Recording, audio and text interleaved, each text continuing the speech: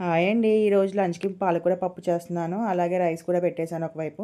Last time తెచ్చుకున్న రొయ్యల్లో కొన్ని రొయ్యలు తీసానండి. అందులో కొద్దిగా అల్లం, ఉప్పు, కారం వేసేసి మ్యారినేట్ చేసి పెట్టుకున్నానండి. ఈలోపు పప్పు కూడా నాకు మంచిగా విజిల్స్ వచ్చి స్టార్ట్ అయ్యాయి. రైస్ అయిపోయింది. పప్పు కూడా అవుతుందండి. పప్పు మొత్తం ప్రెషర్ పోయినాక ఒకసారి రుబ్బుకొని దానికి తాలింపు చేసుకుంటున్నానండి. తాలింపు అనేది అందరికీ తెలిసిందే. కొద్దిగా ఆయిల్ తీసేసుకొని జీలకర్ర, ఆవాలు, మినపప్పు, శనగపప్పు, ఎండుమిర్చి, ఇంగువ. నేనైతే ఖచ్చితంగా తాలింపులో ఇంగువ వేస్తానండి. టేస్ట్ బాగుంటుంది, డైజెషన్ కూడా బాగుంటుంది పిల్లలకి. దాని తర్వాత నేను ఆల్రెడీ మ్యారినేట్ చేసి పెట్టుకున్న రొయ్యల్ని ఇట్లా ఫ్రై చేసుకుంటున్నానండి. కొద్దిగా ఆయిల్ వేసేసుకొని. ఈ ఫ్రై కూడా చాలా సింపుల్ అండి. కొంచెం ఫ్రై అయిపోయినాక ఏముంది దీంట్లో ధనియా పౌడర్, కొంచెం గరం మసాలా వేసేసుకుంటే సరిపోతుందండి. నేనైతే ఈ విధంగా సింపుల్గా చేసేసుకున్నానండి.